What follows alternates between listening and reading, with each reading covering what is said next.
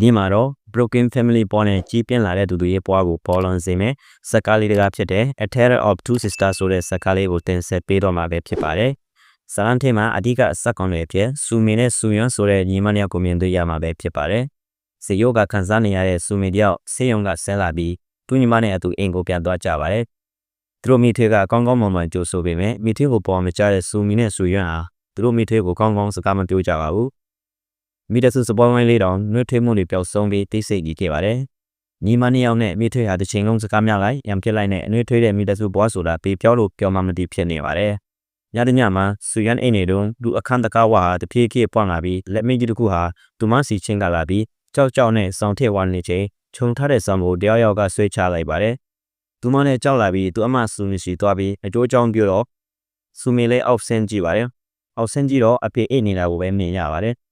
အဲ့ဒီမှာမိထွေးနဲ့စကားများပါသေးတယ်။မနေ့ရောက်ပြီးဆူယွန်းဟာနိုးလာတော့သူမျက်နှာရှိတဲ့တွေမှာစပင်ဖားရကြီးနဲ့သွေးတွေနဲ့တယောက်ပေါ်လာလို့လန်နိုးပြီးနိုးလာပါတော့တယ်။ဟုတ်ပါတယ်တကားဝါကလည်းမင်းကြီးရဲ့စပင်ဖားရကြီးနဲ့မြင်တွေ့နေရတာတွေဟာဆူယွန်းရဲ့အိမ်မက်တွေတာဖြစ်ပါတယ်။နောက်တနေ့မှာသူတို့အမေကိုတတိယရင်အမတ်တရတပ်ပုံလေးတွေကြည့်တော့ထပ်ပုံထဲမှာသူတို့မိထွေးပါနေတာမြင်ရပါတယ်။သူတို့မိထွေးဟာတချင်းကနာလာစေယောကခံစားနေရတဲ့သူတို့အမေကိုပြုစုပူတာပေးတဲ့တူနာဒူတယောက်ပဲဖြစ်ပါတယ်။ညတညမှာအတော်နဲ့ဦးလေးရောက်လာပြီးညစာစားကြရင်မိထွေးဟာအရင်ကအကြောင်းတွေသူရင်တယောက်သေးကြီးမောနေပေမဲ့တယောက်မှအဖက်မလုပ်ကြပါဘူး။အတော်လေးဟာရုတ်တရက်လေပန်းတိတ်ပြီးအပေနဲ့ဦးလေးကတက်ကောင်အောင်လုပ်ပေးနေချိန်မိထွေးဟာကြောင်းလန့်ကြရကြည့်နေခဲ့ပါတယ်။အတော်တက်တာလာပြီးအိမ်ပြန်ကြတော့မိပူချောင်အောက်မှာမိကလေးတယောက်တွေ့ကြောင်းသူ့ယောက်ျားကိုပြောပါတယ်။မိထွေးကဖြစ်နေတာတွေကိုမသိငါလို့မိပူချောင်တဲ့ဝန်ဆက်ကြည့်လိုက်တော့ကလေးလေးတစ်ခုကိုတွေ့ကကလေးကိုယူနေစဉ်ဒီကဒူမလေးကိုဆွဲချလိုက်ပါတယ်။မိထွေးကဆူမီဟာဆေးရုံကဆက်လာကလေးကအမူမှန်ကြောင်းသူ့ယောက်ျားကိုပြောတော့သူ့ယောက်ျားကလက်မခံပါဘူး။အဲ့ဒီညမှာအဖေကမိထွေးမွေးထားတဲ့ဟိတ်ကလေးတင်နေတာတွေ့ပါတယ်။မိထွေးလင်းဆူယန်ခတ်တဲ့ဝန်ကြီးတော့ဆူယန်ခန်းထဲမှာဟိတ်ကလေးတင်နေတာမြင်ပြီးဆူယန်ကိုအပြက်ပေးဟန်နဲ့ဘီယိုထိပ်ပိတ်လောင်ကထွက်သွားပါတယ်။အဲ့ဒီချင်းသူ့အမဆူမီရောက်လာပြီးဘီယိုကိုဖမ်းကြည့်လိုက်တော့ကြောင်လန့်ကြားငုံနေတဲ့ဆူယန်ကိုမြင်ရလို့သူမကိုဖက်ကချောသိပ်ပေးနေပါတယ်။အဖေကဆူမီဖြစ်နေတာတွေကိုရပ်ဖို့နဲ့သူညီမလေးဆူယန်ဟာဒေဆုံးသွားပြီဖြစ်ကြောင်းပြောပေမဲ့သူမလက်မခံခဲ့ပါဘူး။သူတို့အဖေအပြင်ထွက်လုံးမိထွေးဟာသွေးတွေပေးတဲ့အချီကိုရိုက်နေပါတယ်။ဆူမီလည်းအောက်ဆင်းကြည့်တော့ချမ်းမြန်ကူလုံးသွေးတွေပေးနေပါတယ်။ဆူမီကအိတ်ကိုဖမ်းဖို့လို့တော့မိထွေးကယူနီပူနဲ့လောင်းချဖို့လုပ်ကတပွေးအေးကြပြန်ပါတယ်။အဲ့ဒီမှာဆူမီတတိလက်တော့ပြီးမိထွေးကအယုထုတစ်ခုနဲ့သူမအပေါ်ပြစ်ချဖို့လုပ်နေချိန်အဖေပြန်ရောက်လာပါတယ်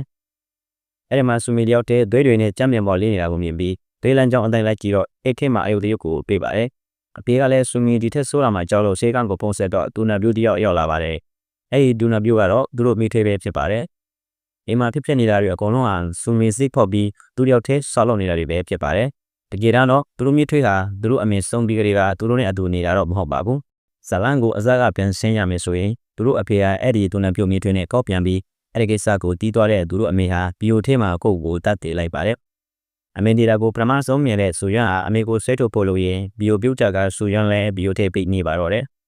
ဘီယိုပြုတ်ကြတဲ့ကြားလို့မိထွေးကတွားကြည့်တော့ဘီယိုအောက်မှာဆူယန်လက်ကိုသေးပေမဲ့ဒီတိုင်းလေးပြန်လာခဲ့ပါတယ်။ခေပြန်လာပြီးစက်ကမိုက်အကြာစိတ်ကောင်းပြန်ဝင်လာကပြန်သွားခဲ့ဖို့လို့တော့ဆူမီနဲ့တွေ့ပြီးစကားများကဆူယန်ကိုကိမိအစာရန်တာဖြစ်နေကြပါတယ်။ဒီလိုနဲ့ဆူယန်လည်းအသက်ဆုံးရပါတော့တယ်။အမေနဲ့ညီမညော့လုံးကိုဆုံးရှုံးသွားတဲ့ဆူမီဟာယူတုံးမြဖြစ်ကစိတ်တန်ရာရသွားပါတယ်။ဆေးရောဂါကြောင့်ဆေးကူပြီးပြန်လာတဲ့ဆူမီကိုသူ့အဖေကသူတမီရဲ့ယောဂခြေတွေကိုသိချင်လို့အဖြစ်ဖြစ်ဆိုးတွေဖြစ်ခဲ့တဲ့အင်ဂျီကိုခေါ်သွားပါတယ်။ဒီလိုနဲ့ပဲသူညီမတည်တော့တာကိုလက်မခံတဲ့ဆူမီဟာသူညီမကိုအမြင့်ကာပွေပေးနေတဲ့ပုံစံနဲ့သူ့ကိုယ်သူပုံခေါ်နေတာပဲဖြစ်ပါတယ်။ဆူမီလည်းယောဂပူပူဆိုးလာလို့ဆေးရုံနောက်တစ်ခေါက်ပတ်ရပါတော့တယ်။အဲ့ဒီချိန်ကတော့နဲ့ဦးလေးနောက်တစ်ခေါက်အိမ်လာကြပြီးညစာစားကြရင်အတော်ကိုယ်နဲ့မြင်လိုက်ရတဲ့တေးကတော့ဆူယန်ပဲဖြစ်ပါတယ်။ဇလန်ရဲ့နောက်ဆုံးကမှဆူယန်တေးဟာသူတို့မိထွေးကိုပြန်တတ်လိုက်ပါတယ်။ဒီလိုပဲဇလန်လေးဟာဝမ်းနဲ့ခြေဝိဇ္ဇာအဖြစ်ပြက်တွေနဲ့အဆုံးသတ်သွားပါတယ်။နောက်ဆုံးပြောချင်တာကတော့ဒီဗီဒီယိုကိုကြည့်နေတဲ့သူတွေကကလေးရှိတဲ့မိခင်ဖခင်တွေဆိုရင်ကိုမိသားစုကိုကြိုးစားချစ်ပေးကြပါလို့ပဲပြောချင်ပါတယ်။အဆုံးထိကြည့်ရှုပေးလို့အားလုံးကိုကျေးဇူးတင်ပါတယ်ခင်ဗျာ။